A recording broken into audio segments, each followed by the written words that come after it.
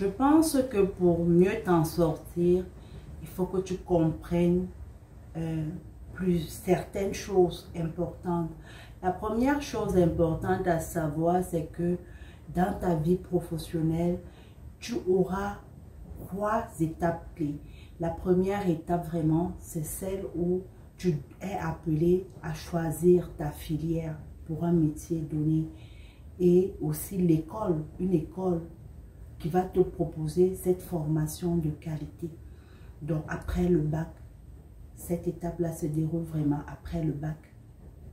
Ensuite, l'autre étape clé que tu vas rencontrer dans ta vie professionnelle, c'est ce que tu es en train de vivre actuellement. Tu as eu une bonne formation dans une bonne université, mais tu as de la peine à t'insérer dans le monde de l'emploi.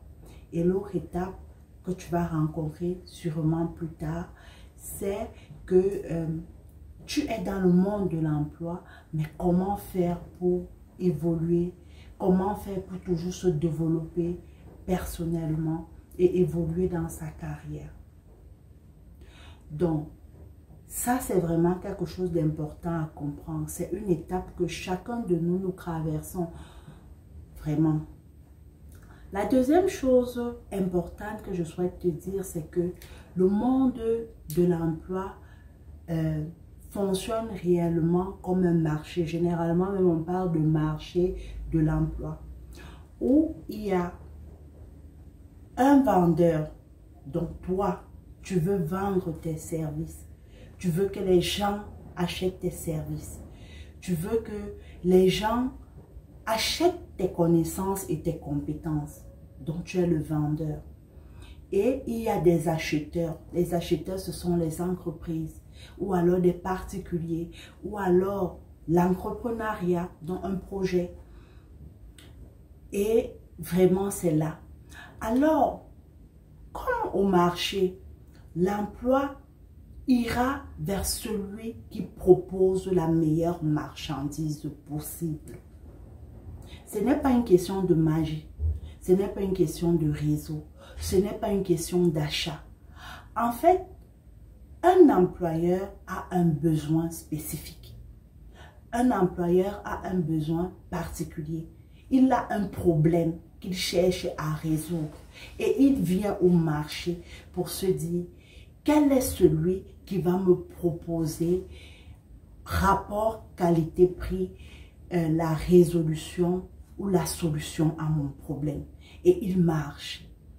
Donc, d'où l'envoi des CV. Il marche, il regarde un peu partout et il se tourne vers ceux ou vers celui qui lui propose la meilleure marchandise possible. Donc, si jusqu'ici, tu n'as pas encore eu un emploi, c'est généralement parce que parfois, tu ne proposes pas. En fait, ta marchandise n'est pas achetable. Si on veut parler de ça terre à terre, ce que tu proposes n'est pas achetable. Ce que tu proposes, une personne ne croit pas au fait que tu puisses l'aider à résoudre le problème qu'il a. Et c'est vraiment ça de clé.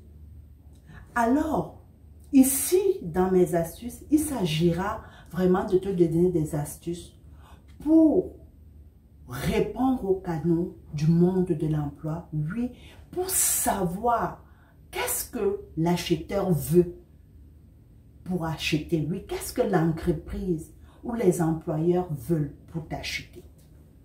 C'est de ça qu'il s'agit vraiment. Et il faut savoir qu'avec la mondialisation, vraiment, la concurrence est rude. La concurrence est rude. Tu dois compétir avec des gens dans ton pays, dans ta sous-région et parfois dans le monde entier. Alors, il est très important de s'arrimer aux normes internationales dans le domaine dans lequel tu exerces pour mettre toutes les chances de ton côté pour que tu sois un bien prisé, que tu sois une marchandise que l'on cherche toujours à acheter, que les employeurs soient prêts à toujours acheter tes services et tes compétences. Continuons nos canaux justement avec les 4 astuces que je vais te proposer pour rendre ton CV attrayant